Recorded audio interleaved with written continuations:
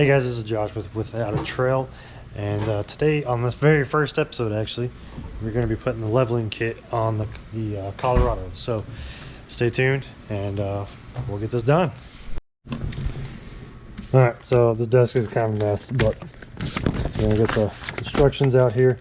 The only difference I saw between the Max Racing, like I said, this is all Amazon stuff, Max Racing 2-inch kit and the 1-inch kit is these little collars here. So it's got the collars here in the center. I have no idea where they go yet. And this picture,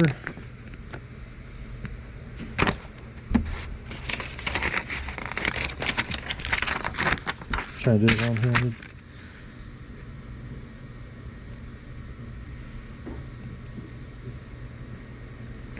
Apparently goes on the bottom, but that's of a normal one, so we're basically going to be having a 1-inch kit here, which is fine. So we're going to get started and walk over to the truck and get the handy dandy, everybody hates it, Willock key. I do plan on deleting this and not needing this anymore. I hate Willocks.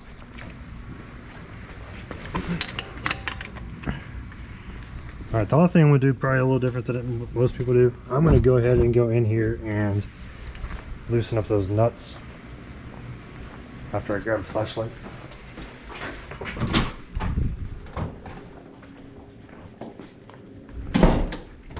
Flashlight? I can hold it. Alright, so I'm going to go ahead and break all these nuts loose. How? At least attempt to. And then we're going to lift the vehicle up.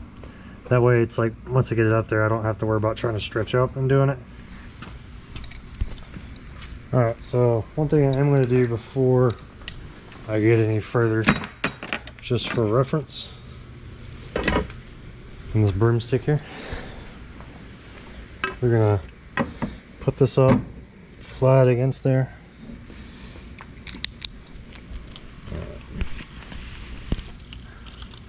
We're going to put an arrow facing in, and then we're going to mark right here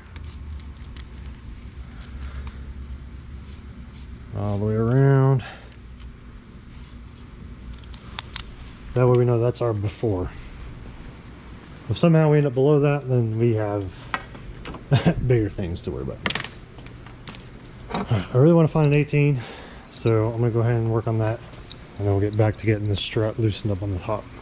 Alright, so I've actually got to I've got to find an 18. So I'm going to find an 18, go ahead and loosen all the tops, and then we'll be right back when I've got it lifted slightly, so we'll be back. Alright, so we've got the upper shock loose, upper strut loose. We didn't take the tires off, had a few steps, but we can't figure out how to take a tire off, and probably don't need to be doing this anyways. But the next thing we're going to take off is the sway bar links and undo the bottom of the strut. That way, I'm only taking the sway bar end links out because the path I'm going to try to take to get the strut out, this link's going to be in the way. So we're going to take this link off, undo the bottom, go ahead and undo the rest of the top, and pull the strut out. So the next time you'll see it, the strut will be out, at least partially, and then realistically, we could pretty much be putting it right back in. So, be right back, and we'll get going. Alright, so we did end up having to undo this control arm. Just didn't let everything drop down enough to get everything clear. So pretty much you undo this with the 18mm nut that's on the bottom side here. Got all this loose on the bottom. Got the sway bar link out of the way. That let it drop enough to get these plates in, because that's all we really have to do is get enough room to get the plates in. So we're going to put the plates on, or the one plate on, put everything back together, and then yeah, we'll go from there. Got this side basically put back together. Just got to put the ABS wire back on. I'm leaving the sway bar end link out while we get the other side done. That way we don't have to fight with that. So basically all you gotta remember, loosen the top, completely loosen the bottom. Once you get the tire off, take the sway bar end link out, and then to make it easier, take the ABS 10mm bolt out and take off the, well, not take off, but undo the upper control arm. That gives you just enough room where you can drop it down, get the spacer in, and then pretty much button it back up. So we're gonna finish buttoning this side up. We're gonna go do the other side, And then once we get it all done, we'll go ahead and wrap everything up, get another measurement, see where it's at. Once you finish this adjustment right here, even though it's a very slight adjustment, I'm basically doing a 1-inch kit. Any adjustment with suspension, you do need an alignment. We're not going to show that on this video. That'll be on another video. But any adjustment with suspension, you do need to get an alignment. So after this one, we will be getting the alignment done, and I'll actually be doing that myself too. So stay tuned, and we'll get everything buttoned up, get the measurement done, and then see how it looks. There you go.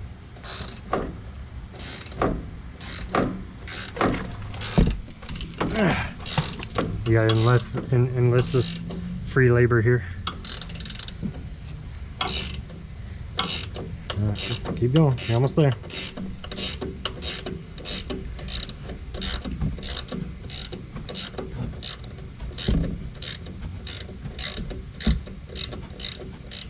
Do longer strokes than that. Alright, I think you're at the end. Alright, go to the next one.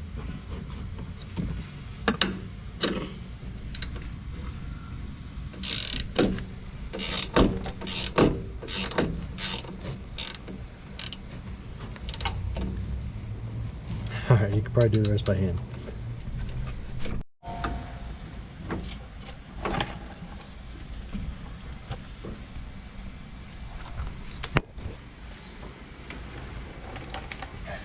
Not the appropriate hammer.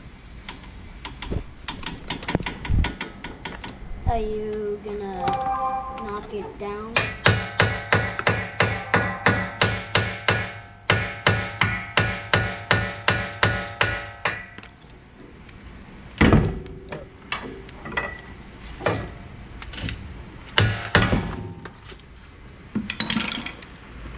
Now, you do have to be kind of careful with it because it puts a lot of stress on this brake line.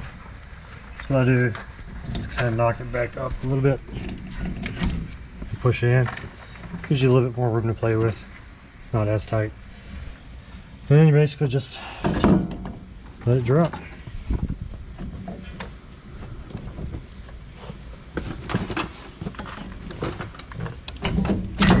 See?